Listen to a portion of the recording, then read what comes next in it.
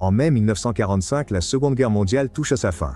Un groupe de soldats américains guide des civils sur la route lorsqu'ils aperçoivent soudainement une voiture nazie traversant la foule. Ils se préparent à tirer, mais le conducteur brandit un morceau de tissu blanc pour annoncer leur reddition. À la stupéfaction des soldats, le bras droit d'Hitler, Hermann, sort de la voiture et leur demande de récupérer ses bagages. Plus tard, à Washington DC, le juge de la Cour suprême Jackson apprend que Hermann a été capturé vivant en Autriche. Le plan initial était d'exécuter Hermann, mais Jackson n'a jamais approuvé de punir des hommes sans procès équitable, alors il veut inculper tous les nazis survivants pour crimes de guerre. Il en discute avec sa secrétaire qui lui fait remarquer que c'est pas possible. Les criminels de guerre ne peuvent pas être jugés en dehors de la juridiction d'un pays, car le droit international implique qu'un pays ne peut pas dicter à un autre comment se comporter, et les juger en Allemagne relèvent d'un vide juridique. Cependant, Jackson insiste sur le fait qu'il suffit d'organisation, en commençant par réunir un juge de chacun des pays alliés pour former un tribunal. Pendant ce temps, dans un train au Luxembourg, le psychiatre de l'armée américaine Douglas flirte avec Layla en lui montrant un tour de magie. Lorsque le train arrive en gare, le sergent Howie vient chercher Douglas et lui explique qui sera son interprète avant de l'emmener au Grand Hôtel Mondorf. Il rencontre le colonel Andrews qui leur révèle que l'hôtel est en réalité une prison militaire secrète où sont détenus les derniers membres du haut commandement nazi. Les pays alliés discutent actuellement de la possibilité de juger ces hommes, et Douglas a été amené pour surveiller la santé mentale des prisonniers. Leur principale inquiétude est le suicide, car 3 prisonniers sont déjà morts à cause de capsules de poison dissimulées et ne peuvent pas se permettre d'autres pertes. La priorité de Douglas sera Hermann, qui a été trouvé en possession d'une grande quantité de médicaments. Il affirme que c'est pour son cœur, mais il en prend 40 par jour, ce qui pousse Douglas à conclure qu'il est dépendant. Avant même de s'installer, Douglas demande à voir Hermann, qui lit tranquillement dans sa chambre. Avec Howie comme traducteur, Douglas prend le pouls d'Hermann et examine ses poumons. Hermann insiste pour avoir ses médicaments car il souffre en permanence depuis qu'il a été blessé par balle pendant la Première Guerre mondiale. Douglas lui dit que la meilleure façon d'aider son cœur est de perdre du poids, et Hermann n'apprécie pas d'être traité de gros. Après que le duo a quitté la pièce, Douglas dit à Howie qu'Hermann parle anglais, car il a vu son expression se vexer au mot gros avant même que Howie ne le traduise. Ensuite, Douglas rencontre les autres prisonniers. Le docteur Ley était le chef du programme de travail forcé nazi et affirme qu'il n'est pas avide de pouvoir comme les autres. Le grand amiral se plaint d'être en détention depuis 76 jours sans avoir encore été inculpé, qualifiant cela de violation de la Convention de Genève. Julius était le directeur de la propagande d'Hitler et veut savoir si Douglas est juif. Quand Douglas répond non, Julius lui dit qu'il exerce une profession juive. Pendant ce temps, Hermann commence un régime et un programme d'exercice et il a arrêté de demander le médicament. Ce soir-là, Douglas note tout ce qu'il a appris dans son journal et conclut que c'est Hermann qui soude le groupe. Soudain, il a une idée et demande à Howie de l'emmener à la bibliothèque. Il pousse une brouette pour la remplir de livres sur les dirigeants nazis. Douglas pense que s'il en apprend plus sur eux, il pourra les amener à s'ouvrir et à lui faire confiance. Il espère aussi pouvoir comprendre ce qui pousse une personne à commettre de telles atrocités. S'il publie ses conclusions, il pourrait gagner beaucoup d'argent et empêcher qu'une autre tragédie ne se produise. Lorsque le duo revient à l'hôtel, un garde les informe qu'Hermann n'arrive plus à respirer. Il se précipite dans sa chambre et, d'un simple coup d'œil, Douglas comprend qu'Hermann fait une crise cardiaque. Après avoir demandé à un soldat d'apporter de l'aspirine ordinaire, Douglas guide Hermann à travers des exercices de respiration pour le garder calme. Hermann ne cesse de tendre la main vers une photo de sa femme, alors Douglas la lui donne. Quand l'aspirine arrive, Hermann ne lui fait pas confiance, alors Douglas en prend d'abord pour prouver qu'elle est inoffensive. Hermann prend enfin le médicament, et lorsque le médecin arrive, il se sent déjà mieux. Il sourit même et remercie Douglas en anglais. Au bureau, on informe Jackson que tous les pays alliés sont partants. Le juge avocat général a envoyé l'avocat de l'armée à Mainz pour dire à Jackson qu'ils veulent que le procès soit mené rapidement afin de pouvoir pendre les nazis, même si certains supérieurs pensent que le procès n'aura jamais lieu. À l'hôtel, Douglas montre le test de Rorschach aux prisonniers et leur promet que leurs réponses resteront confidentielles. Hermann est très amical et utilise l'anglais, tandis que Julius compare chaque image aux parties intimes d'une femme. Le soir, Jackson apprend que le Congrès est contre le procès. Ils veulent juste des exécutions. Le président n'aidera pas parce qu'il n'a pas le Congrès derrière lequel se cacher, donc ils ont besoin de quelqu'un de plus important que lui. Le lendemain, Jackson et Hamet se rendent au Vatican pour parler au pape. Après une brève discussion sur la signification de la justice, le pape refuse d'accorder son soutien. Jackson fait remarquer que le pape a signé un accord religieux avec Hitler, et le pape répond qu'il n'a fait que pour protéger les catholiques en Allemagne, mais Jackson pense que cela a donné de la crédibilité aux nazis et que les gens s'en souviendront. Cela finit par lui obtenir le soutien de l'Église catholique. Plus tard, Douglas et Howie transportent les prisonniers en avion et leur annoncent qu'ils auront droit à un procès. Hermann veut savoir ce que Douglas a appris sur lui grâce au test de Rorschach, alors Douglas conclut qu'il est intelligent, narcissique et avide de soumettre le monde. Après avoir fait remarquer que tout cela était évident, Hermann demande un tour de magie. Douglas fait disparaître une pièce dans ses mains et Hermann dit qu'un jour, lui aussi fera de la magie en échappant à l'exécution. Les prisonniers s'énervent lorsqu'ils survolent d'importants bâtiments gouvernementaux et voient qu'ils ont été détruits par les pays alliés. Comme le palais de justice fait partie des bâtiments détruits, Jackson dit à Ammons qu'ils vont réparer une salle d'audience pouvant accueillir 600 personnes. Un assistant du procureur envoyé par les Britanniques, nommé Fife, rappelle à Jackson que tout ce qui n'est pas une victoire totale sera considéré comme une défaite absolue, ce qui lui met une forte pression. Dans l'après-midi, les nazis arrivent dans une prison de la ville de Nuremberg.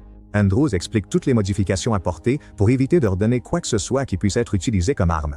Les matelas sont remplis de paille, les bureaux sont en carton, les lits sont fixés au sol, les chaises seront retirées pendant la nuit et ils doivent dormir les mains au-dessus de la couverture.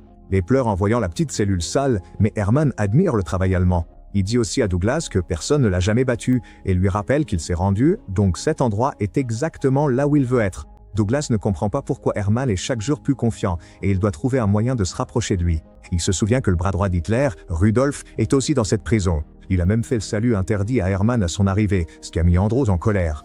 Pendant la guerre, Rudolf a survécu à un crash d'avion et a réussi à parler à de nombreuses personnes importantes en Angleterre. Mais très souvent, il prétendait aussi avoir perdu la mémoire. Cette condition apparaissait et disparaissait selon son bon vouloir, donc tout le monde soupçonne qu'il faisait semblant. Douglas demande à Herman des informations pour discréditer Rudolf, et Herman accepte de le faire à condition que Douglas transmette des lettres à sa femme et à sa fille, portées disparues depuis sa reddition. Ensuite, Herman est autorisé à parler à Rudolf, qui insiste sur le fait qu'il ne le reconnaît pas.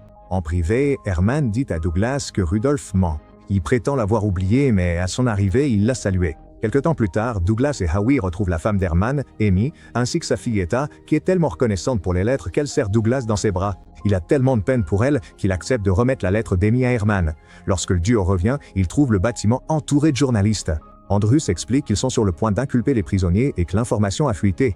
Il s'arrête d'abord à la cellule d'Herman et l'informe de toutes les charges retenues contre lui, crimes contre la paix et l'humanité, crimes de guerre et conspiration. Ensuite, il lise la liste à Julius qui demande un avocat juif. Lors du tour de Leigh, il panique car il affirme n'avoir tué personne et Douglas essaye de le calmer, mais se fait frapper. Les gardes se précipitent pour plaquer Leigh contre le mur et il révèle qu'il parle anglais en les suppliant de le tuer. Après ça, Douglas va dans un bar pour se détendre et tombe sur Lila, qui s'avère être une journaliste couvrant les procès. Elle dit à Douglas de se préparer à ce que la ville devienne un spectacle. Quand Douglas revient, il remet à Herman la lettre de sa femme. Pendant ce temps, les médias parlent des détails du palais de justice qui est en train d'être réparé pour les procès. Un tunnel sera utilisé pour amener les nazis dans la salle d'audience et les projecteurs seront si puissants que des lunettes de soleil seront fournies aux gens. Jackson est en train de préparer son dossier lorsqu'on l'informe d'un gros problème. Les Allemands vont prétendre que leur invasion du Danemark et de la Norvège en 1940 était une frappe préventive parce que les Britanniques prévoyaient d'envahir la Norvège en premier. L'Allemagne devra le prouver et aucun document n'a encore été fourni. Cependant, cela fait comprendre à l'équipe qu'elle doit savoir quelles informations possède l'Allemagne afin de pouvoir y répondre au tribunal. Le soir, Jackson rencontre secrètement Douglas pour lui demander d'obtenir des informations auprès des prisonniers. Douglas fait remarquer que cela violerait le secret médical, et Jackson pense qu'il le fait déjà en rédigeant des rapports. Quand Douglas se demande pourquoi il ne les exécute pas tout simplement, Jackson explique que cela en ferait des martyrs. Plus tard, en prison, Douglas partage quelques cigarettes avec Herman et lui dit qu'il devrait parler d'Hitler. Herman explique qu'Hitler leur a redonné le sentiment d'être de vrais Allemands parce qu'il avait promis de restaurer leur ancienne gloire. Il affirme avoir conçu les camps uniquement pour le travail et non pour la mort, rejetant toutes les atrocités sur les autres. Pourtant, il refuse de dire quoi que ce soit contre Hitler. Le lendemain, Douglas dit à Jackson qu'Herman sait se montrer sympathique et se demande quelle part de son histoire est vraie. Un autre se met en colère parce qu'il pense que Douglas prend la défense d'Herman et une dispute éclate. Douglas précise que son travail est d'analyser Herman et il pense que cet homme ne se soucie que de rendre sa grandeur à l'Allemagne. Il ne semble pas qu'Herman ait eu un intérêt à tuer les Juifs, mais il ne se souciait pas non plus de leur mort. Jackson est lui aussi sceptique quant à l'histoire, et Douglas fait remarquer que s'il se présente au procès avec une série de suppositions, Herman le battra facilement. Par la suite, Douglas parle à Leigh, qui s'excuse pour son emportement. Leigh confie aussi qu'il a commencé à organiser sa défense, et Douglas a l'impression qu'il commence enfin à s'ouvrir à lui. Cependant, quelques heures plus tard, une alarme retentit et Douglas court jusqu'à la cellule de Leigh, mais il est déjà trop tard. Il s'est donné la mort en utilisant l'ourlet de sa serviette comme corde et en fourrant son sous-vêtement dans sa bouche pour ne pas faire de bruit. Andrews n'est pas content de ça, alors il annonce qu'il a engagé un autre médecin pour obtenir un second avis. Lors de leur prochaine conversation, Douglas demande à Herman ce qu'il pense du suicide. Herman répond que c'est le choix des lâches. Il remarque aussi que Douglas a des ennuis et lui rappelle de se protéger, car les Alliés ne sont pas toujours de votre côté. Pour le prouver, il raconte comment le meilleur ami juif de son père abusait en secret de sa mère. Finalement, le docteur Gilbert arrive pour examiner les rapports de Douglas. Il pense que l'amnésie de Rudolf est authentique et propose à Douglas d'écrire un livre ensemble sur cette affaire, mais Douglas refuse. Au fil des jours, Douglas continue de parler aux prisonniers et transmet les informations à Jackson. Il rend aussi régulièrement visite à la famille d'Herman et amuse Eda avec quelques tours de magie. Douglas apporte d'autres lettres à Herman, qui souhaite apprendre des tours de magie pour pouvoir lui aussi impressionner sa fille un jour.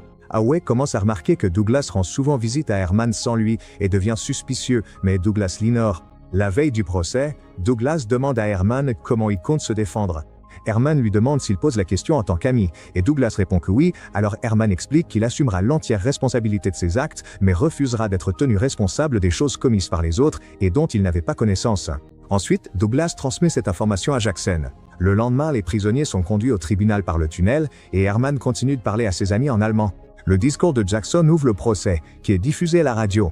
Herman souhaite également faire une déclaration liminaire, mais les juges le lui interdisent et lui demandent s'il plaide coupable ou non coupable. Alors Herman répond non coupable en allemand. Le soir, Douglas essaye de rendre visite à la famille d'Herman, mais il ne trouve que les meubles détruits dehors. Un voisin lui dit que les Américains les ont emmenés, alors Douglas court demander des informations à Andrus. Après avoir passé quelques coups de fil, Andrus apprend qu'Amy a été arrêtée parce qu'elle est soupçonnée d'avoir aidé Herman dans ses vols d'œuvres d'art, et qu'Eda a été envoyée dans un couvent sans possibilité de contact. Andrus veut savoir comment Douglas connaissait leur cachette, mais ce dernier esquive la question. Lorsque Douglas rend visite à Herman à nouveau, il fait semblant que la famille va bien. Malheureusement, Gilbert intervient et révèle la vérité, alors Douglas le suit hors de la pièce et l'attaque pour déclencher une bagarre. Les gardes doivent les séparer et Andrus les réprimande pour s'être comportés comme des enfants. Le procès continue et, comme nouvelle preuve, Jackson présente des images inédites. La vidéo montre tous les camps qui ont été libérés par les pays alliés et les atrocités qui ont été découvertes, comme les immenses tas de corps d'esclaves.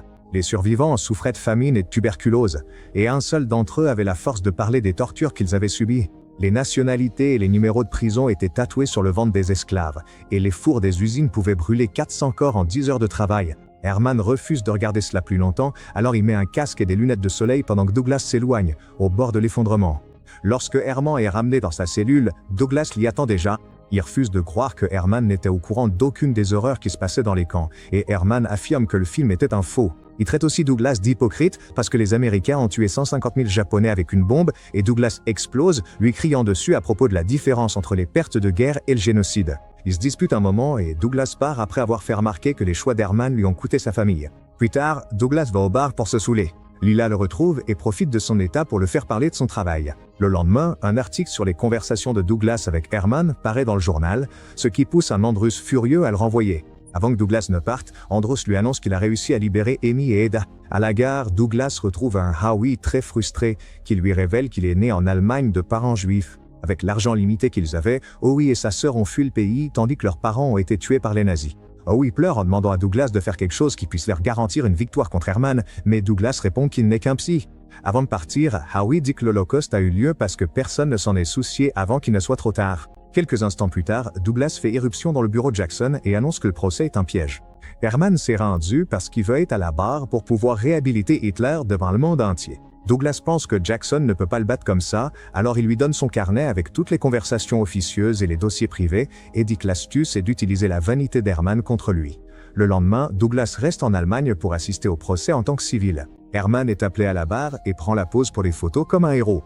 Jackson commence à poser des questions et, comme prévu, Herman affirme qu'il a créé les camps comme zone de travail pour protéger son pays, mais qu'il ne savait pas ce que les soldats y faisaient. Il y a aussi un document que Herman a signé, appelé la solution finale, qui prévoyait l'extermination de la population juive. Cependant, Herman affirme qu'il s'agit d'une mauvaise traduction et qu'il a signé pour que les Juifs soient expulsés d'Allemagne, pas tués. Jackson commence à perdre patience et s'emporte, ce qui pousse les juges à le réprimander. Se sentant vaincu, Jackson doit se retirer. Heureusement, Fife prend le relais et fait remarquer que pendant toutes les années de la guerre, Herman n'a jamais perdu sa position numéro 2. Alors il veut savoir si Herman est toujours loyal envers son chef. Herman admet que oui et va même jusqu'à dire « Hey Hitler », ce qui lui fait perdre toute crédibilité. Andrus, Jackson, Ao et Fife remercient Douglas pour les informations qui leur ont permis d'y parvenir. Par la suite, Douglas rend visite à Herman dans sa cellule. Il admet avoir rompu la confidentialité pour aider les procureurs et lui fait ses adieux définitifs. Le lendemain, Douglas quitte enfin l'Allemagne tandis que les prisonniers reçoivent leur sentence. Herman et tous les autres nazis sont condamnés à mort par pendaison. L'exécution aura lieu à minuit, mais les prisonniers ne seront informés qu'à 23h, et s'ils demandent un somnifère, ils recevront un placebo à la place. Pendant qu'Andrus informe 2 journalistes de chaque pays allié, Herman utilise le tour de magie de Douglas pour révéler qu'il cachait une capsule de poison depuis le début. L'alarme retentit dans la prison, et quand Andrus trouve Herman, il est déjà mort. Pendant ce temps, Julius fait une crise, alors Howe le calme et l'aide à s'habiller avant de l'emmener dans la salle d'exécution. Julius crie quelques phrases en allemand pour faire semblant d'être courageux, mais il finit par pleurer avant d'être finalement pendu et se mouille en mourant. Un par un, tous les prisonniers sont exécutés cette nuit-là. Par la suite, Douglas écrit un livre sur son expérience, mais il ne rencontre pas beaucoup de succès car il veut avertir le monde que des gens comme les nazis se cachent partout, même aux États-Unis. À chaque interview, il panique parce que les journalistes ne prennent pas ses avertissements au sérieux. Il devient alcoolique et finit par se donner la mort avec le même poison qu'Harman a utilisé. Hall quitte l'armée et vit heureux avec sa sœur en Amérique. Jackson retourne à la Cour suprême et son affaire sert de base à toutes les poursuites modernes pour crimes de guerre. N'oubliez pas de vous abonner et d'activer les notifications pour pouvoir regarder plus de vidéos comme celle-ci. Merci d'avoir regardé.